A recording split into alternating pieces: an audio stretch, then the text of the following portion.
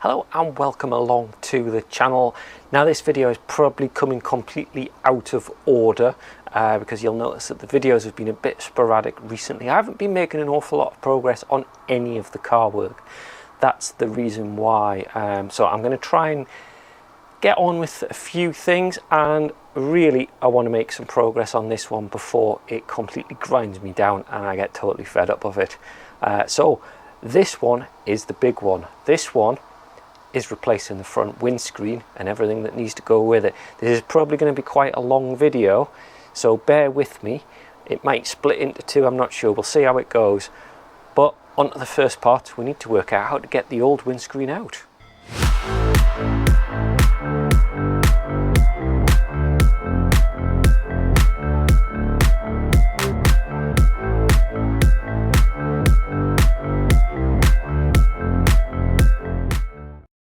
Now, how on earth do you remove a windscreen from a car? Well, there seems like there's lots of different ways. A lot of more modern cars, the instructions are online, which does make things a little bit easier, like the Corsa, the Duke, the Volvo. They all have instructions online, and they're all pretty standard. But of course, this Volvo480 is a bit older and it's a little bit different.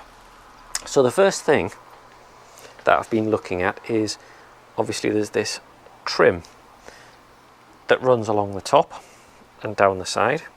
Now when you open the door, you can see that the trim's just here. Now I think it pulls off, so that piece comes off. However, following it down, you will see, let me just move that, this plastic trim along the bottom. Now you can see I've already got a couple of these screws. Now I thought they were screws, but they're not quite screws. They're actually these things, which although they've got a Phillips screw head on them, not sure if the camera can focus on that, but they're these clips. So what you do is you unscrew them, which then allows you to pop them out like that. So that's okay, they're starting to come out nicely. But you'll notice that I've had to detach one side of the bonnet. Now I'm glad I didn't have to take the whole bonnet off. That might happen later when we come to the windscreen itself, but we'll see. And the reason being, because you see this plastic strip along here, this screw here, which acts as a grounding strip for the bonnet. Not quite sure why that's grounded, not really sure on that, on the reasoning, but it is, never mind. That screw is completely obscured by this part of bonnet, so you have to take the two bolts off that are on the bracket here that fasten it up. And this bonnet is heavy. That was just me doing it. That was heavy, so that was tricky. And this screw was very well fastened in.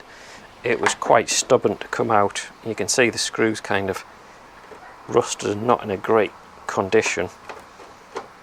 But I'm glad to say that's now coming out. Yeah, that's not in a good condition. I think that's going to get replaced, isn't it? Get some of this rubbish out of the way. Now you can see I'm getting this plastic panel off, and that gets us to the bottom of our windscreen, which is good. And underneath here is the bonding. Yes, I can feel like a rubber bonding, which is what we want. So I'm going to get the rest of that plastic piece off. I did the other side as well. I had a screw that you can see it's right in the way. So again, bolts, lift this side of the bonnet off, and that releases it. You can see I've taken the plastic trim off on the far side, so we can now get at the bottom of our windscreen. And now looking at this plastic strip up here, I think, yeah, this looks like it's just going to pull out. I don't think there's any screws or clips on it, so I'm just going to try pulling it and releasing it like that. It's off. And I answered my question, how is it held on? Either screws or pop rivets that I've now smashed, which is great. Need to get at those, have a look, see what they are. Potentially going to have to drill those out. But if it's just to hold that strip on, I may end up just using a bonding agent to fasten it. You can see where the windscreen's smashed. That's going to be a problem getting that part out, I suspect. But you can see the thick rubber sealant underneath that we're going to have to get through. And I think this is probably a good place to start, getting through the rubber sealant with our cheese wire to get underneath it. Now, is that a little bit of rust? Looks like there's a little bit of rust that we can fix up there. The top of here doesn't look too bad, actually.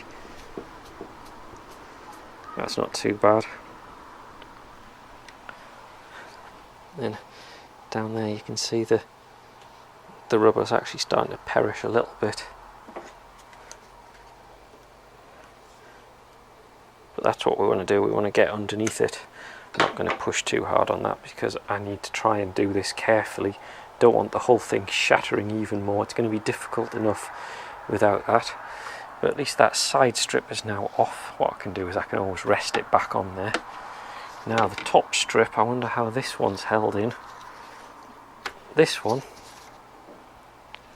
I can't see it being pop riveted because you can't actually get to it, so perhaps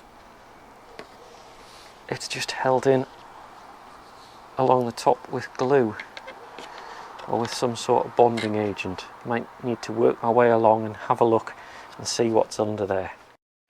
The answer to that is yes, it's just pushed in, but it's actually held in with the window. You can see it's kind of bonded in place, but I've started it off. Ah, there we go. Oh, that's not too bad actually, and it's staying in one piece, which is good, because I don't know how easy these are to get hold of. I don't want to ruin them. I need to keep them and fit them on the new one. These are pop rivets. I've just checked, and I've just looked on the other side. They are pop rivets, so actually I think I've done myself a favour by snapping those, because drilling those out would not be fun. And I think what I'll probably do is I'll just use sealant to fasten this back down again once I've replaced it. I know this is always a learning experience, so actually I did decide to drill the pop rivets, or pot rivets. Is it pop or pot? Not sure. But I decided to drill these ones out because these ones were a bit tougher. They were holding on a little bit more. You can see how easy it is though to slip.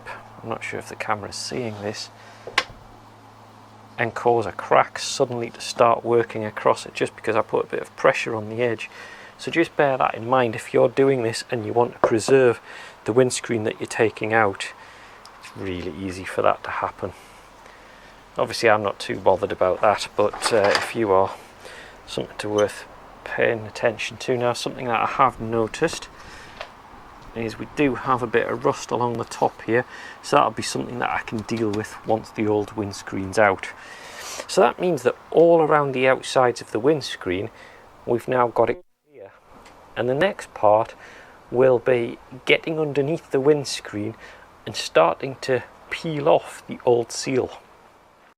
As usual, I have absolutely no idea what I'm doing, but I've got a few tools. So rubber suckers that I can attach to the glass, those are the first ones that came, which are absolutely pointless. That should hold onto those, onto the windscreen. Glass protection gloves, that's going to be important.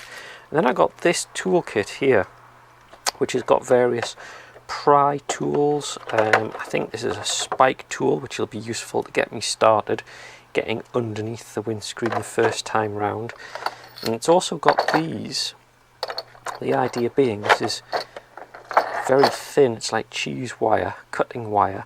This is to work our way round once we've made an impression, and that will allow me to work my way round and cut through the old sealant. and I think this is a similar sort of, like a hammer tool to do that as well. You see there's a few different tools, not quite sure what all of them are for, but I'm sure we'll work them out. Now I thought, whilst I'm here, put my safety glasses on, put my gloves on, let's have a go with this tool. Now the idea of this tool, sometimes it works better on an edge like that. You can see it's not actually going to fit in the top very easily, so we're going to have to do it down the side. Now on some cars what you can do is you can fit it in sideways like that and then turn it, which will cut its way in. Now you can see that's not happening on this one. You can see I've scratched a little bit there.